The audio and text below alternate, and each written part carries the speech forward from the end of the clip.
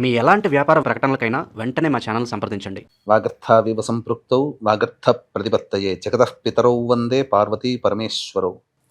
ఆదిత్యాయ చ సోమాయ మంగళాయ బుధాయ చ గురుశుక్ర శనిభ్యశ్చ రాహవే కేతవే నమః. శృంగేరి జగద్గురు పీఠాధిపతులకి, కంచి పీఠాధిపతులకి నమస్కారములు తెలియజేసుకుంటూ కార్యక్రమాన్ని ప్రారంభిద్దాం. ఈ రోజున చెప్పుకోబోయేటువంటి అంశము మహామహిమాన్వితమైనటువంటిది, చాలా ప్రభావవంతమైనటువంటి విషయాన్ని మీతో పంచుకోదలుచుకున్నాను. కేవలం నేనొక్కడే ఈ యొక్క మహిమని పొందితే కాదు, నాతో పాటు నాకు తెలిసిన వాళ్ళందరూ, ప్రేక్షకులందరూ కూడా ఈరోజు ఉన్నటువంటి మహత్యాన్ని పొందాలనే సదుద్దేశంతో ఒక చక్కటి విషయాన్ని మీతో పంచుకోదలుచుకున్నాను. కార్యక్రమాన్ని ఆశాంతం వీక్షించండి. జనవరి 3వ తారీఖు 2026 సంవత్సరంలో ఏర్పడుతున్నటువంటిది శివముక్కోటి, ఆరుద్రోత్సవము అని అంటారు.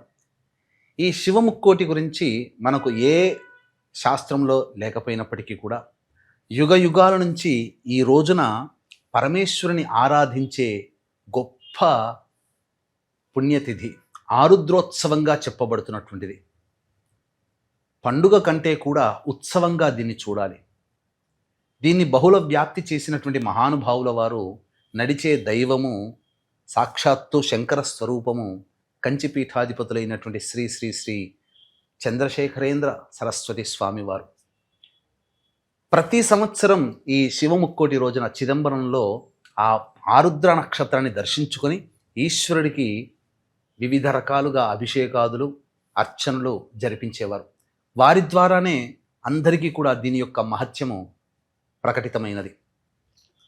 ఆకాశంలో తూర్పు వైపున కానీ లేదా ఈశాన్యం వైపున కానీ నిలువుగా 3 నక్షత్రాలు లేదా అడ్డముగా 3 నక్షత్రాలు కనిపిస్తుంది. ఈ రోజున ప్రభావవంతంగా కనిపిస్తుంది.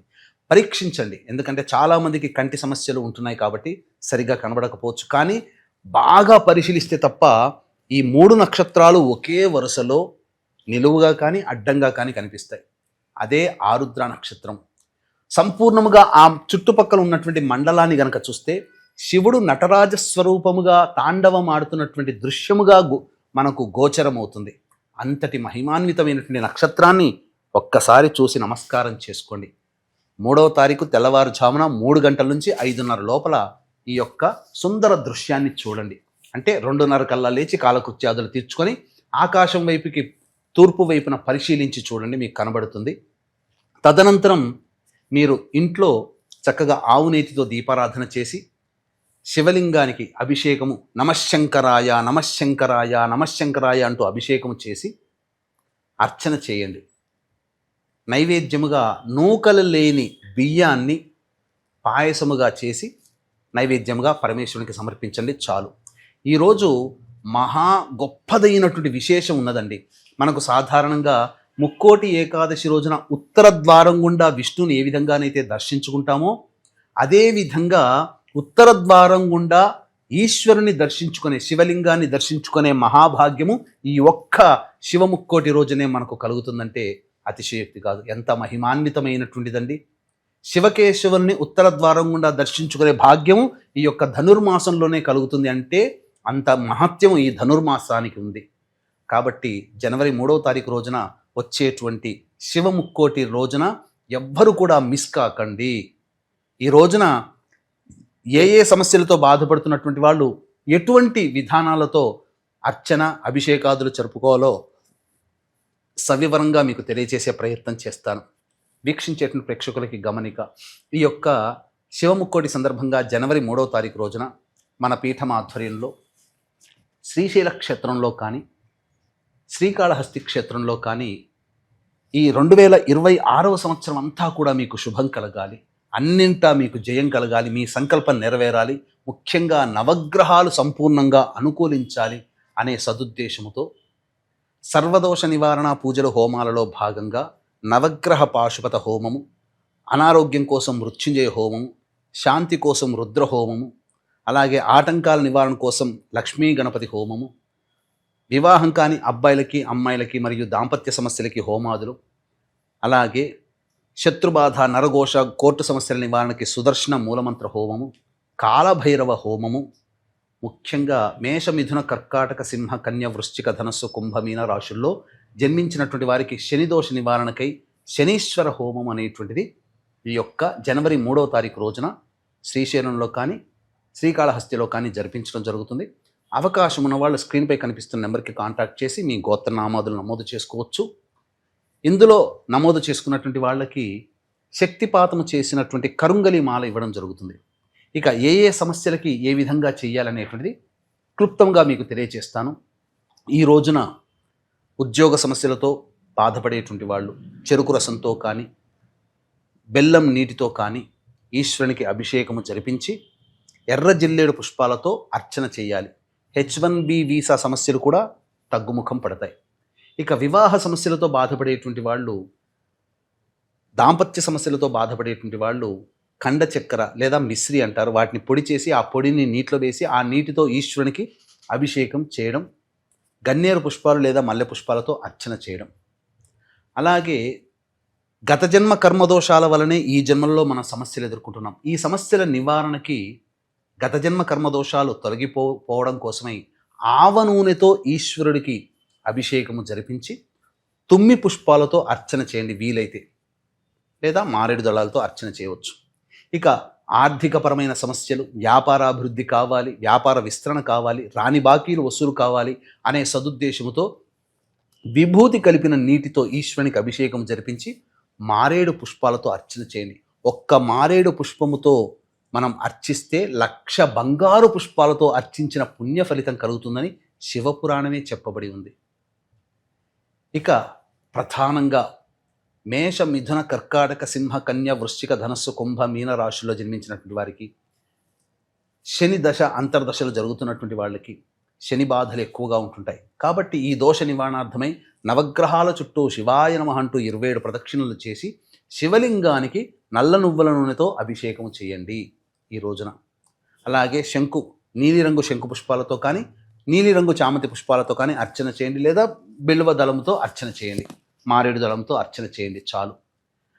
అలాగే గత జన్మ కర్మదోషాలు తొలగిపోవడం కోసం ఇంతకుముందు చెప్పాను కదా, ఆవ నూనెతో ఖచ్చితంగా అభిషేకం చేయండి.